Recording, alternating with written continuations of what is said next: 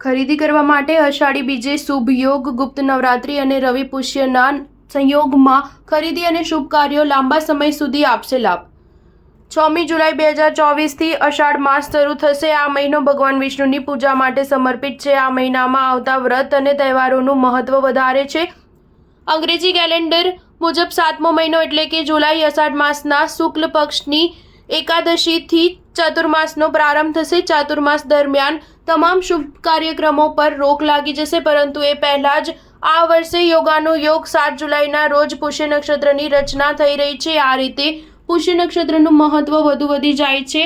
તમને જણાવી દઈએ કે આ નક્ષત્ર શુભ કાર્યો માટે ખૂબ જ શુભ છે।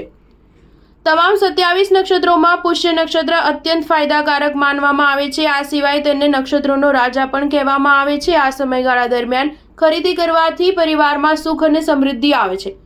ચાલો જાણીએ પુષ્ય નક્ષત્રમાં શેની ખરીદી કરવી જોઈએ। જ્યોતિષશાસ્ત્રમાં પુષ્ય નક્ષત્રનું મહત્વ વિસ્તારપૂર્વક સમજાવવામાં આવ્યું છે। ધાર્મિક માન્યતાઓ અનુસાર દેવી લક્ષ્મીની પૂજા અને પુષ્ય નક્ષત્રમાં ખરીદી કરવાથી જીવનમાં સુખ, સમૃદ્ધિ અને ઐશ્વર્ય આવે છે। સાથે જ વ્યક્તિના જીવન પર માતા લક્ષ્મીની કૃપા હંમેશા બની રહે છે। એવું પણ માનવામાં આવે છે કે આ દિવસે પૂજા વગેરે કરવાથી દેવી દેવતાની કૃપા પ્રાપ્ત થાય છે।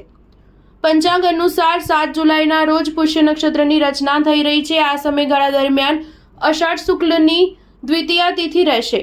યોગાનો યોગ આ દિવસે અષાઢી ગુપ્ત નવરાત્રિ હશે અને આ દિવસે જગન્નાથપુરી અને દેશભરમાં ભગવાન જગન્નાથની યાત્રા પણ રહેશે। અષાઢી બીજના શુભ મુહૂર્તમાં શુભ કાર્યો કરવા માટે લોકો રાહ જોતા હોય છે। આ નક્ષત્ર રવિવારે રચાઈ રહ્યું છે, તેથી તેને રવિ પુષ્ય નક્ષત્ર કહેવામાં આવશે। સ્ટાર ન્યૂઝ 7 હંમેશા સચ્ચાઈની સાથે।